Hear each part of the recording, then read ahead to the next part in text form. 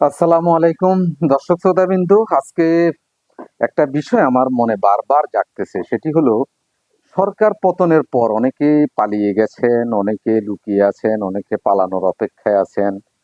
যে কোনো দেশের সরকার পতনের পর এটি স্বাভাবিক প্রক্রিয়া, এভাবেই এটা হয়ে থাকে।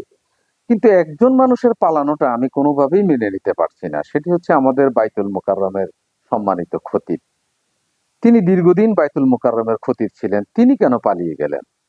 তাহলে কি তিনি কোনো অপরাধের সাথে জড়িত ছিলেন?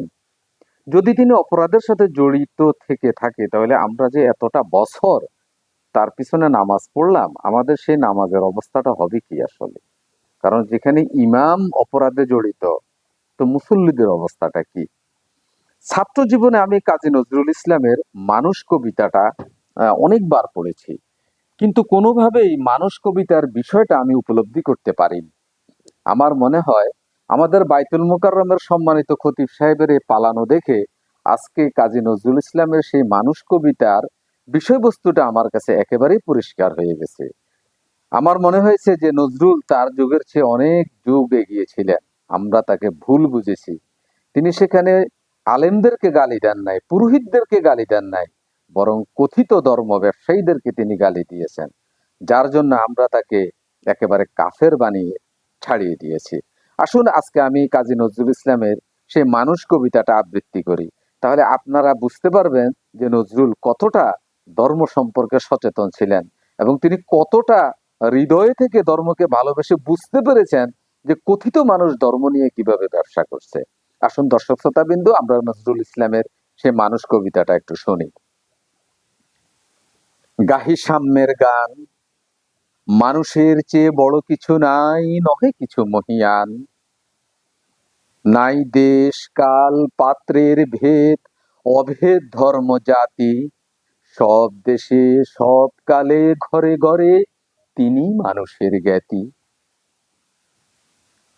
পূজারি দুয়ার খোলো, ক্ষুদার ঠাকুর দাঁড়াই দুয়ারে, পূজার সময় হলো।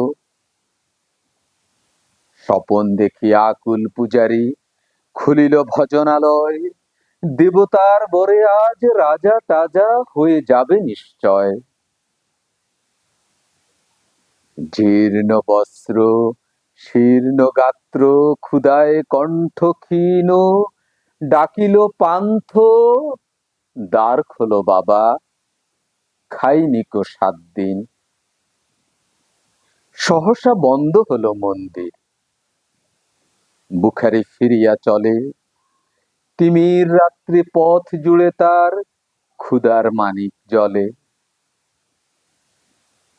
বুখারি ফুকারি কয়, ওই মন্দির পূজারীর, হায় দেবতা তোমার নয়। মসজিদে কাল শিরনিয়া ছিল, অঢেল গোস্ত রুটি, বাঁচিয়া গিয়াছে মোল্লা সাহেব, হেসে তাই কুটি কুটি। এমন সময় এলো মুসাফির, গায়ে আজারির চিন, বলে বাবা আমি বুখা ফাঁকা আছি, আজ নিয়ে 7 দিন।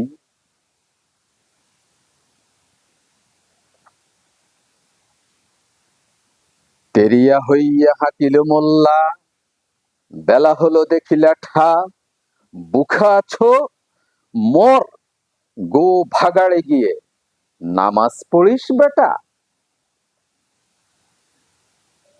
বুখারি কহিল, না বাবা। মোল্লা হাঁকিল, তাহলে শালা সোজা পথ দেখ। গোস্ত রুটি নিয়া মসজিদে দিল তালা। বুখারি ফিরিয়া চলে, চলিতে চলিতে বলে, 80টা বছর কেটে গেল আমার, ডাকিনি তোমায় কভু, আমার ক্ষুধার অন্ন তা বলে বন্ধ করনি প্রভু।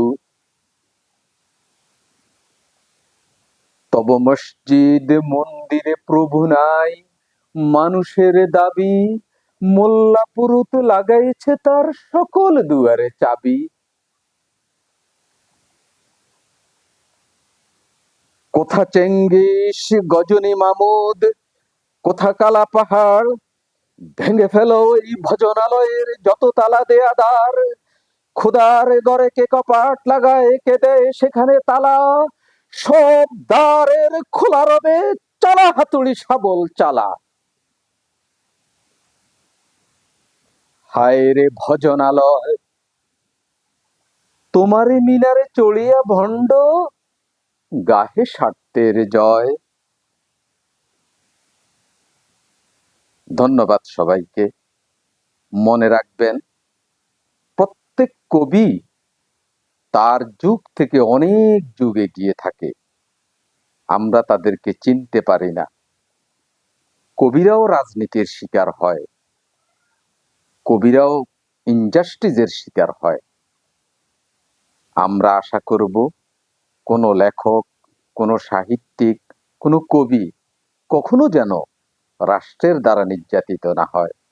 যদি হয়, তাহলে সেই রাষ্ট্র টিকবে না, সেখানে সৃজনশীল মানুষের জন্ম নেবে না।